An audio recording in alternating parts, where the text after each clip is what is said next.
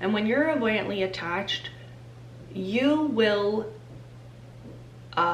disconnect from vulnerable, deep relationships, intimate relationships, but you also will get your needs met in different areas of relationships. So you kind of split yourself. And that's what you'll see she is doing with Alex and Mason. Hey guys, welcome back. It's Missy, and today we're going to talk about the love hexagon, the love squares, the love messiness that has been going on this season of Love is Blind. Before we get started, if you're new here, hi, my name's Missy. I'm a life and relationship coach, and on this channel we get to the root of the issue and learn how to heal and deal. So if that's your thing, go ahead and hit that subscribe button. I would love for you to be a part of the fam. And if you already are a subscriber, you know I appreciate you so much. Also, if you haven't heard, I have a book that is out called Anxiety at the Root. So if you struggle with anxiety, we talk about neuroplasticity, somatic practices. We talk about combining the mind and the body together to heal the root of anxiety so you are no longer living in constant anxiety.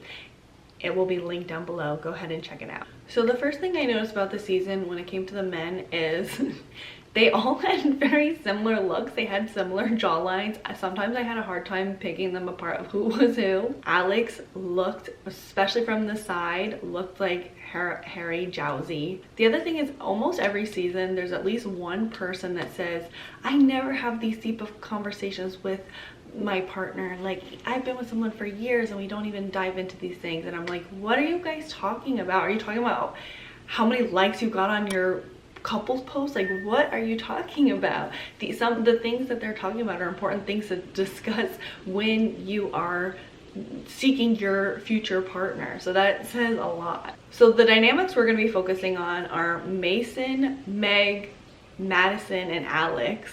The other one we're going to be focusing on is Dave, Molly, and Lauren. And then we're going to talk a little bit about Daniel and Taylor. So Dave, I think everyone kind of picked up that he was a jerk from the start. There's some things that are pretty obvious that show that he is a manipulator and someone that is not healthy to go after. Is one, he appears to be very posh. He cares very much about his image, and you can see based on the way he dresses and even the way that he presents himself, the way he sits, the way that he, you know, his body language, all those things is very like posh, and he's been taught to care a lot about his image. You can tell he's very image based, and he knows, even though things slip through the crack with the inappropriate things that he says, he knows how to play the game and he knows how to manipulate people with his words. He will make inappropriate jokes, pause to see how the other person responds and sees like how they're gonna react to it, and then he throws the just kidding. And what he's doing is he's testing boundaries. He's seeing what can he get away with and who can he get it away with. So he purposely picks people that will tolerate his disrespect and doesn't call him out on it, and people that he see he could potentially manipulate. Another thing is that he does ask detailed questions to gather information, and that's another manipulation tactic. The more information you have, the more you know what you can manipulate others with. So some of the things he did that were pretty alarming was the way he talked about his cheating. Someone that takes accountability will not only admit it, but be like, you know, this is where I messed up, and I hate the way I made the other person feel, and I never want to do it again. You know, kind of talking like that. He didn't speak like that. He spoke about it almost in a way of he wanted to dismiss it, he wanted to pass it, and was like, oh, this is in the past, like it doesn't matter. He thinks he deserves a pat on the back because he brought up that he did cheat in the past, and he thinks like, you know, oh, I'm doing something good by admitting it. But in reality, he's doing surface level manipulation of like, oh look, I'm a good person, like I admit my wrongs. But really, did you really admit your wrongs? No, you didn't take any real accountability. The other thing is Dave didn't like that Molly and Lauren were talking. Rather than admitting that maybe he is confusing the women, he more so was focused on, oh, I don't like that Molly told you that. He didn't like that Molly told Lauren, because then he would be held accountable. And if you notice, something is that he kept wondering why she was so cool about things. In reality, his ego was hurt, and he didn't like that she wasn't giving a big reaction to the fact that he wasn't fully choosing her. Instead, she called him out and she was like, you're not being direct enough. You're not, she knew what he was putting down, but she wanted him to directly say, I'm not interested, I'm interested in Lauren. He still wasn't fully saying that. Molly was very chill and cool about things, and I think that initially attracted to him because he's not cool or chill about things. He's very uptight and needs things to be a certain way, so that attracted him initially. But then it wound up where in the end she was too cool about things and he couldn't get away with the things that he wanted to get away with, and he saw that when she was calling him out, and that instantly was like, oh, this isn't the girl for me. I can't get away with things with her. Lauren, on the other hand, she didn't do things to deserve this. He's 100% the one that's in the wrong. What I will say is the problem, some character traits, flaws that she has that has opened herself up to this type of man, is she is very naive and she's very desperate to have a similar relationship to her parents.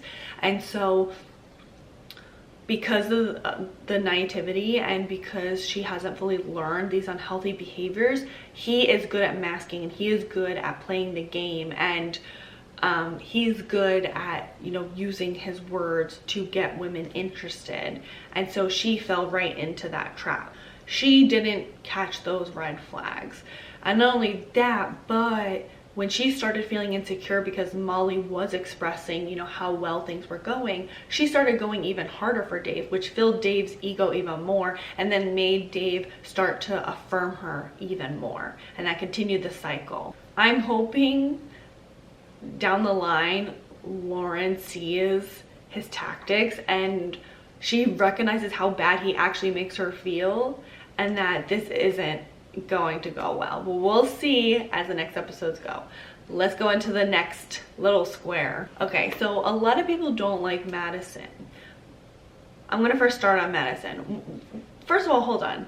Let me go into the fact that so many people have such a sad story this season, between cancer, losing parents, losing siblings, being bullied. Like, so many people, like, my heart hurt so much for some people. I was like crying a lot of the time because I just felt so sad for all the people that were suffering, you know, even struggling with pain like Devin was. It was just really sad. Alex and Madison, they definitely had like really sad stories. And the thing with Madison is, I think at first people were like, oh, you know, I really feel for her, and then they started to see some of her more manipulative ways, and she started to do things that were really upsetting other people. I think Madison is triggering a lot of people.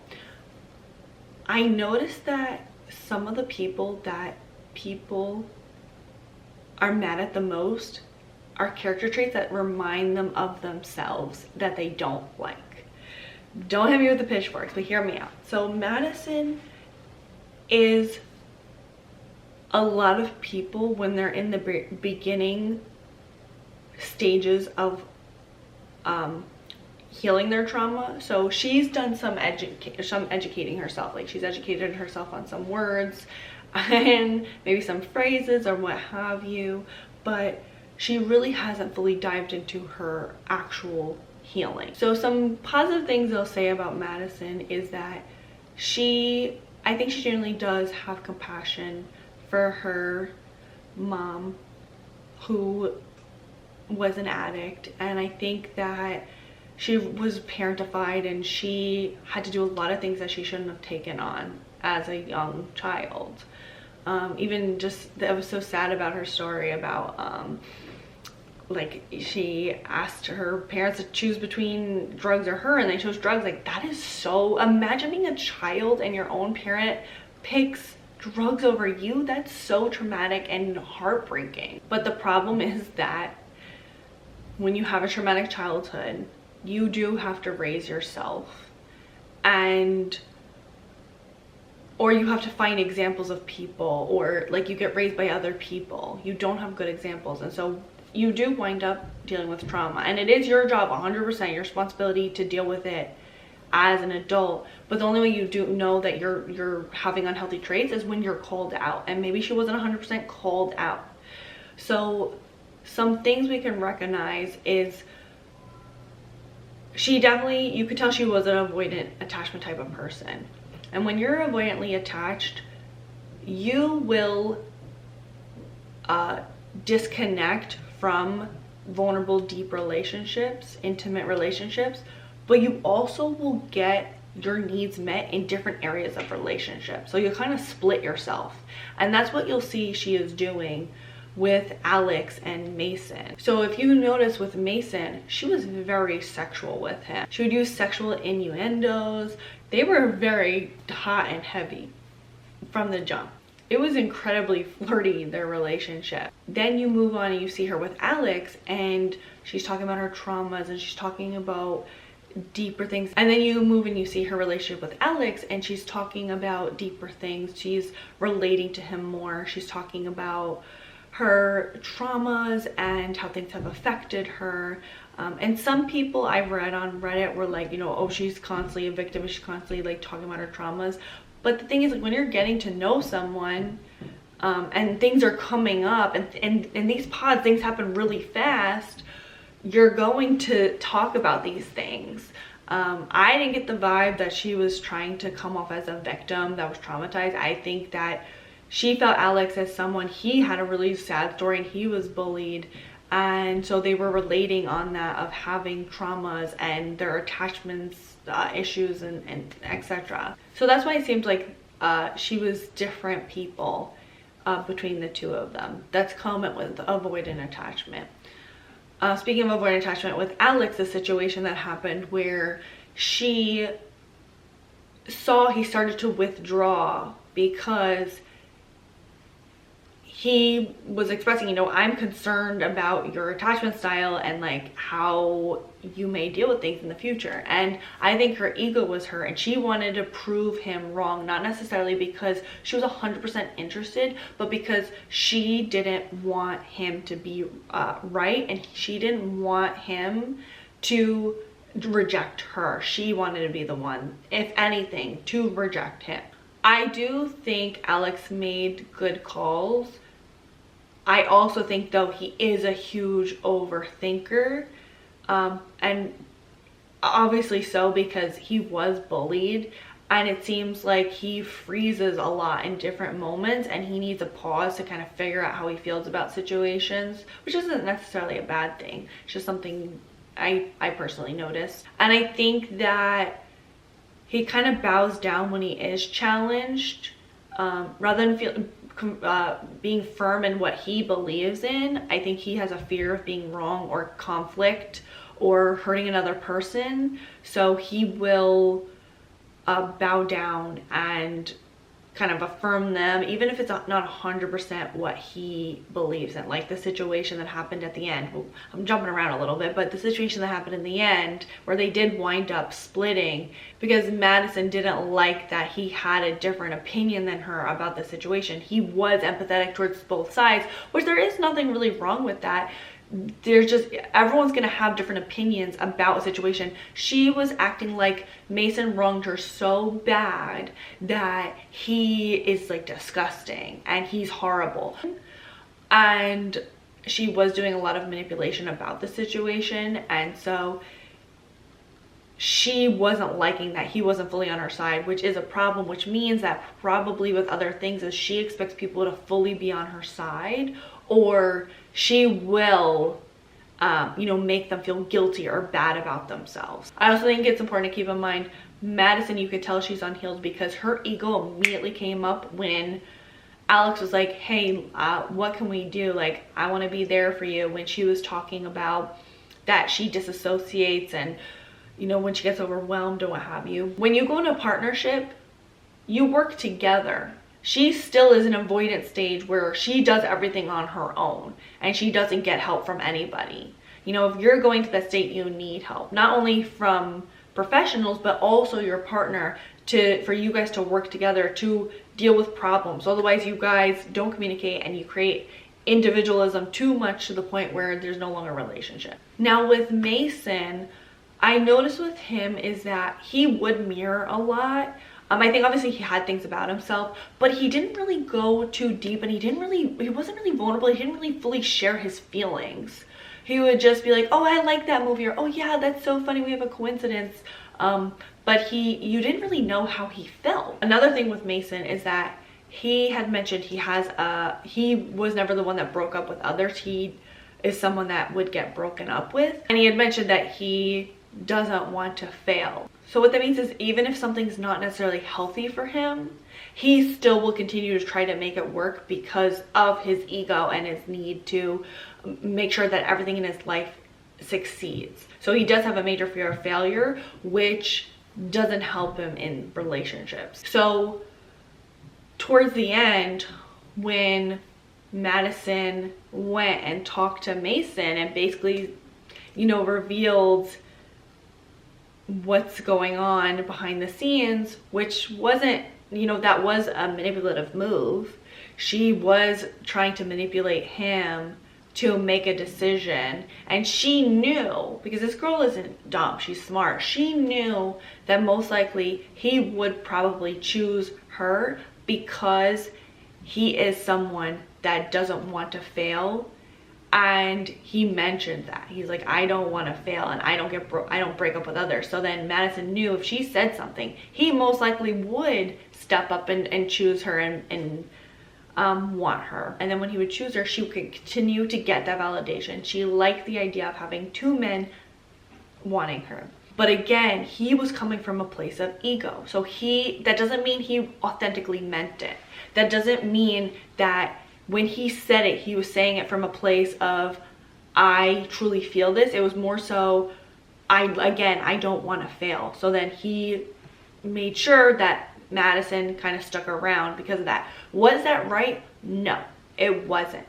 But when he said, I didn't mean to say it, I knew it was wrong after, I generally believe him. I really do, especially with the things that he's saying, it lines up. I really think that he said it from an ego place, and then he was like, oh, I don't feel that. He's someone that's gotten broken up with before. I don't think this is new to him to get broken up with, especially the way that he took it, the way that he handled the girls rejecting him. He owned it. He was like, yeah, I get it. He didn't fight them. He didn't make them feel bad or guilty. He was like, I get it, you know? So I don't think he comes from an ego place when he does get rejected. I think he's someone that's really hard on himself, and he feels bad when he does things that are wrong. So I think at the end of the day, Mason is just a really insecure person. It doesn't seem like he fully knows who he is and has a strong sense of self, and that's why he winds up getting broken up with, or he doesn't fully invest in a woman or tell them how he really feels, or, you know, gets deep and vulnerable. And then in the end, when Madison was talking about the situation, she had a really huge victim complex that something terrible had happened to her, and that may have been a really big trigger for her because, you know, in her childhood, maybe people have made promises or commitments to her and they didn't follow through. I'm sure that's happened. And so she was very much triggered, but she was misplacing her trauma onto a situation that was not the same thing. Yes, again, Mason was wrong for saying that he wanted her, but she already made him this villain and this terrible person rather than seeing the context of the situation. She has a hard time being empathetic, it seems, when she is triggered. And so she made him a villain and a bad guy, and that he was dogging two girls, and that he was a terrible person and he wronged her so badly, when in reality she was projecting because she was the one who was playing two men. She was the one who did tell Alex, you know, I want to focus on just you, but she was still entertaining Mason. So she was the one who was doing things that were against her morals, and she was projecting at the end of the day. And again, this is just someone that is not healed and someone that is deeply hurting. And so what she does as someone that is still stuck in her trauma is she tries to look for validation wherever she can. She is a victim. People are doing things to her, and she doesn't fully take accountability when she is in the wrong. I really do hope she gets the help that she needs. I don't think she's this terrible person everyone's making her out to be. I think she is very similar to a lot of people that are stuck in their traumas and they have not healed. I know I didn't really talk about Meg. Meg is a very interesting character. I think she's one of those people that either you like her, you don't. But moving on, the last thing is Taylor and Daniel. Again, I feel like there wasn't much going on in the pods, like whatever, they were liking each other, whatever. The thing that I did notice, which was like alarm bells went off in my head, is when, you know, the Instagram conversation came up. So she had said something along the lines of, you know, oh, do you follow me? And this could have been set up by the crew, I don't know. But the thing is that the way that he explained it off was interesting. He was giving a lot of information, and sometimes when people give a lot of information, it comes from two reasons. One, either they feel guilty and they're trying to, you know, get rid of that guilt, or two, they're trying to convince the other person because they know that they don't believe themselves and they hope that the other person believes them. So he was saying like things like, oh, I definitely don't follow you. I remember a person's picture specifically, and like, you know, he was giving it like it was just random information that was kind of weird. It could have been as simple as, nah, I don't follow you. Like he was just, it was very interesting the way he answered. And then the way that he dealt with it after is, again, he was being overly specific about the pictures he has. He's like, I don't have a Christmas picture with the tree, but I have a picture of me drinking by our fireplace. Like, he was completely trying to manipulate and gaslight her, when in reality, he most likely did follow her. He was behaving really weird at the end of it, and it seemed like he was taking his time to try to be careful with the way that he answered the question. Could I be wrong? 100%. We don't 100% know, but the whole situation just seems weird and off. So that's my take on some of the couples that were happening. We'll see to continue on with Devin and Virginia. I'm curious. Some of the other couples, you know, there's some OCD conversation with Joey, so I'm curious to see what happens with that also. You know, it seems like there's a little bit more drama with pink-haired Madison now. So we'll see what happens. What do you guys think? Leave it all in the comments below. And please don't forget to like, comment, subscribe, and share with someone you think may need it. Until next time, thanks for watching. Bye, guys. I honestly don't even know if it made sense half the time. It's 1 a.m. I meant to do this video earlier, but it doesn't work out when you have a toddler half the time. And then we're gonna talk a little bit about Daniel, and I hope his name's Mason. That's a very unfamiliar name. I've never met a Mason before. Maybe next video we'll, I don't know.